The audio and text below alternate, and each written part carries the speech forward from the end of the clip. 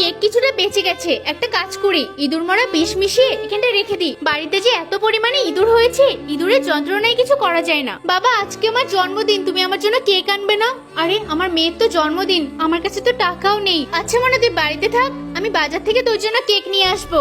ঠিক আছে বাবা, যাও। আরে, কালকের কেক বেঁচে গেছে, এখানে আবার কে রেখে দিয়েছে? যাই, আমি বাইরে গিয়ে ফেলে দিয়ে আসি।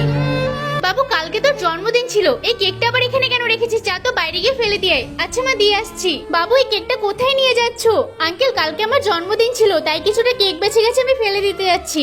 আমার কাছে তো টাকা নেই, একটা কাজ করে এই কেকটাই নিয়ে যাই। বাবু, এই কেকটা আমাকে দেবে? আঙ্কেল, এই কেকটা আপনি কি করবেন? আজকে আমার মেয়ের জন্মদিন, কিন্তু আমার কাছে কেক কেনার টাকা নেই। ও আচ্ছা, ঠিক আছে আঙ্কেল, আপনি কেকও নেন আর এই চিপসটাও নিয়ে যান। ধন্যবাদ বাবু।